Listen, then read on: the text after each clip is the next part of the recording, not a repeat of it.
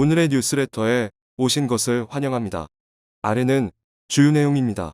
1. 음모가 발생할 수 있다. 1. 한국과 중국은 군사력 상관관계. 3. 중국이 한국을 도발하면 실패한 이유. 안녕하세요. 국방력은 지금처럼 더욱더 투자해야 한다.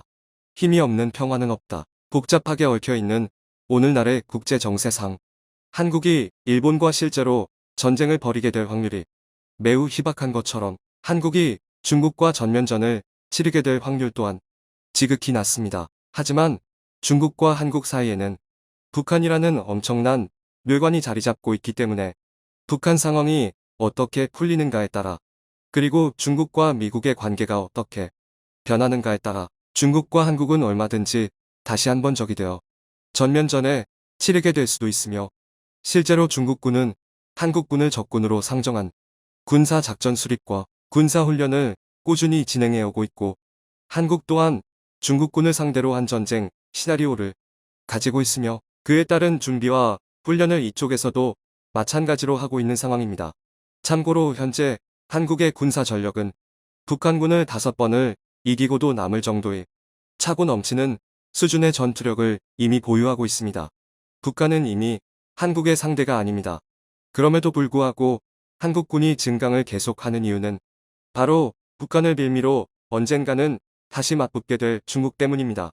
참고로 중국은 한반도에서 제2차 남북전쟁이 터지게 되면 북한을 돕기 위해 자동으로 참전하는 것을 기정사실로 내부 방침을 가지고 있습니다. 중국이 북한을 위해 전쟁에 개입하는 것이 절대 북한을 위해서 그러는 것은 아닙니다. 다시 말하면 언젠가 북한을 중국의 일부로 만들기 위해서입니다.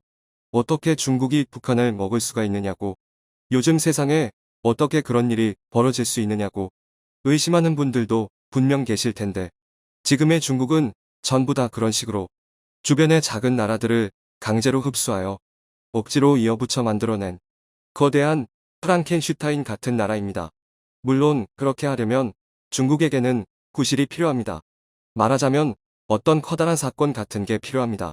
지금 미국 정부와 중국 그리고 대한민국 정부의 당사자인 북한이 가장 우려하는 시나리오이자 주변국들 모두가 가장 예의주시하고 있는 돌발 시나리오가 바로 김정은의 갑작스러운 죽음입니다.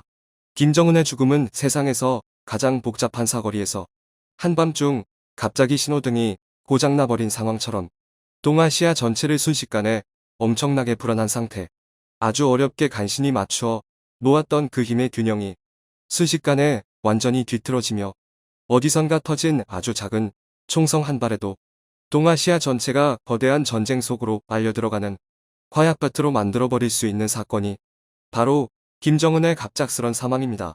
이때 중국은 재빨리 중국 군대를 북한으로 보내 사태 수습 및 지역 안정화 지원이라는 명분하에 해당 지역에 대한 임시 통치권을 주장할 것입니다. 그리고 바로 그 순간 한국과 중국은 휴전선을 마주한 채 순식간에 잠재적 적군이 되어 서로 총부리를 마주하는 상황에 놓이게 되는 것입니다.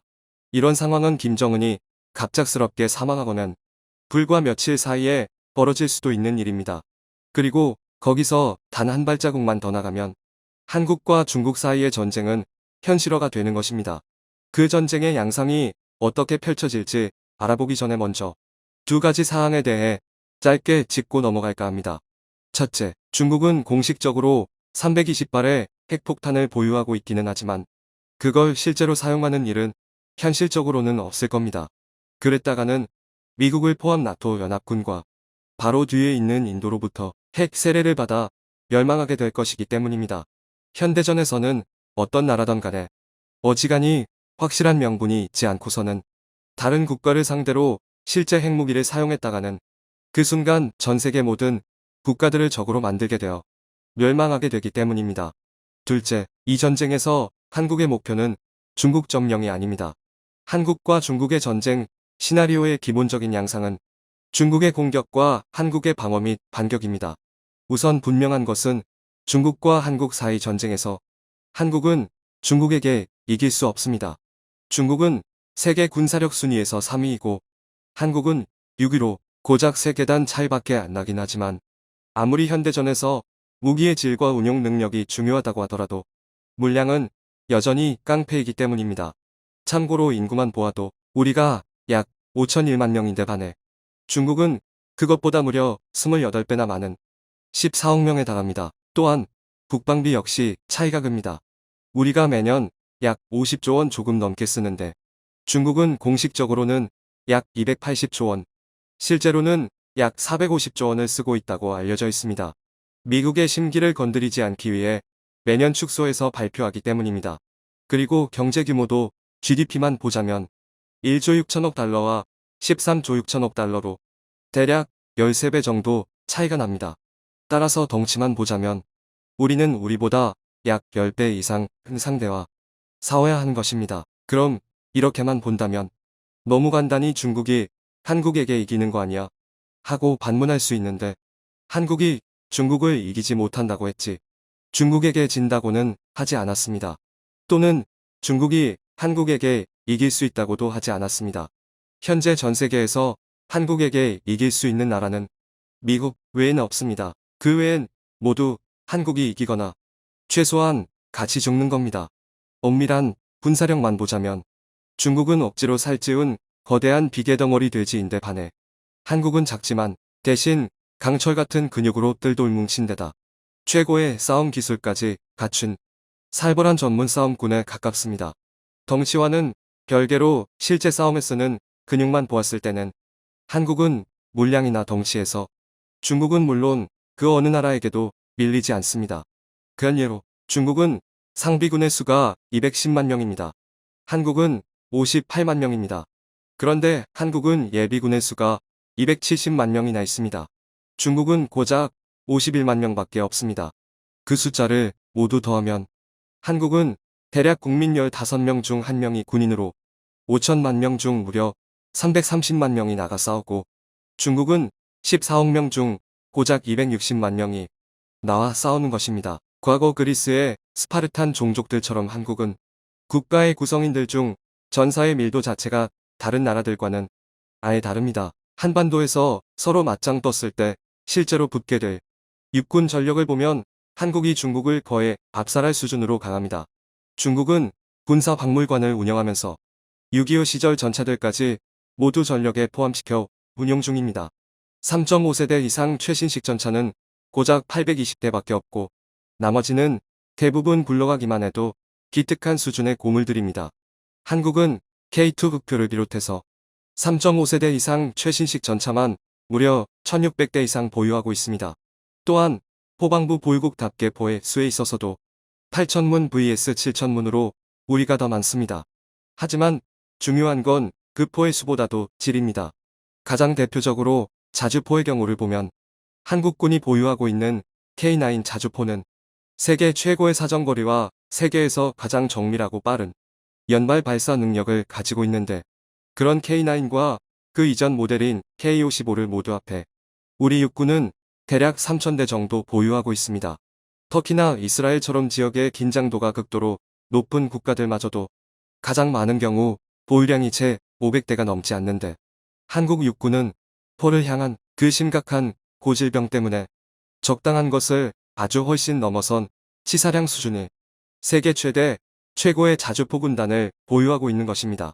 그에 반해 입으로는 독일의 자주포보다도 뛰어난 성능을 가지고 있다고 계속 홍보를 해온 반면 정작 그 실물은 절대로 외부에 공개하지 않고 있다가 최근 들어 인도와의 전투에서 공개되며 세계군의 웃음거리가 되어버린 포를 발사할 때마다 앞뒤로 춤까지 추는 데다 사거리부터 정확도까지 고물 덩어리인 중국의 자주포가 현재 중국 육군의 주포로 활용되고 있어 중국과 한국 사이 포 대결에서 중국은 한국군에게 물량부터 실제 파괴력까지 아예 상대가 되지 않습니다. 그리고 중국이 북한을 임시 점거하고 있는 상황에서 중국과 한국 사이 전쟁이 터진다면 중국은 어떻게 해서든 빨리 한국군을 격파하고 남하에서 한국 육군을 무력화시켜야만 합니다.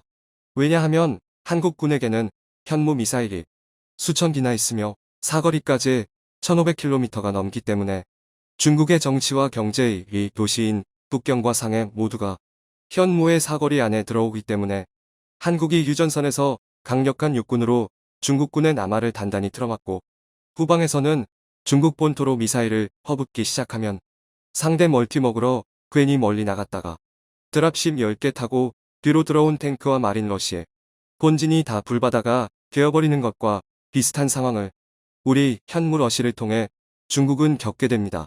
그리고 서해는 그 자체로 자연 요새와 같아서 길에만 충분히 깔아놓아도 중국군의 대규모 상륙이 거의 불가능하고 또 서해의 폭이 좁아 모두 현무의 사정거리 안에 들어가며 또 해안 근처에 왔다 해도 우리 해군의 잠수함과 이지스함들은 차치하고 우리 육군 포들의 사정거리 안에 들어오기 때문에 어찌되었던 육로를 통해 그러니까 북한을 통해 남하하는 것만이 유일한 옵션인데 대한민국의 육군이 비상식적으로 너무도 강하기 때문에 중국 혼자서 한국의 육군 방어선을 모두 뚫고 남하한다는 건 사실 불가능에 가깝습니다. 그리고 시간을 끌면 끌수록 퍼붓는 현무 때문에 중국 본토는 계속 걸레가 되어버리기 때문에 중국이 어지간히 멍청하지 않으면 한국에게 1대1 싸움을 걸어오는 일은 아마 없을 것으로 예상됩니다. 여기까지가 북한의 비상 상황으로 시작된 중국과 한국의 전면전 상황인데 실제로는 만약 어떤 식으로든 이런 상황이 펼쳐진다면 미국이 자동으로 개입하게 될 것이고 동시에 대만은 그 틈을 타 중국 남해안 해안을 따라 상륙 작전을 시도하여 타격을 줄 것이며 뒤에서는 인도가 세계 4위의 군대를 끌고 빈집털이 하러 들어올 것이기 때문에 중국과 한국 사이에 벌어질 실제 전쟁의 상황은 친구는 하나도 없이 사방이 잠재적적으로 둘러싸인 중국에게는 훨씬 더 안 좋게 끔찍한 악몽처럼 전개가 될 것입니다. 미국 빼고 그게 중국이든 일본이든 아니면 러시아든 간에 어떤 식으로든 한국에게 전쟁을 걸어오면 결국에는 한국을 이기지 못하게 되면서도 그 대가로 자국은 거의 식물인간 상태로 망가져버리는 한국군의 그 유명한 독침 전략을 감당해야만 합니다.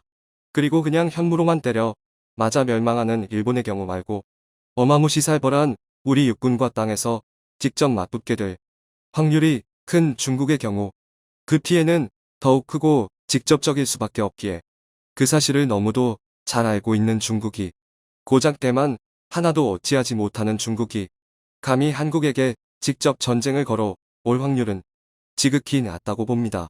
아래는 관객들의 댓글. 일제시대 나라 없는 국민의 서름을 두 번 다시 겪고 싶지 않아서라도 올해 65세이지만 아쉬울 게 없는 상황에서 후손들의 안녕을 위해 기꺼이 한 몸 바칠 각오가 되어 있습니다. 대한민국이여 영원하라. 대한민국의 절반이 군대 갔다 온 사람들입니다. 50 중반인데 일본이나 중국과 전쟁이 나면 참전해서 싸울 자신이 있습니다. 우리 세대가 앞장서서 싸울 테니 젊은 세대들은 대한민국을 재건하십시오. 대한민국 만세. 자국 방어를 위해서 핵 잠수함, 전투기, 현무 미사일은 계속해서 개발되어야 합니다. 대한민국 만세. 중국이나 일본이 아닌 한국에서 태어난 것이 자랑스럽습니다.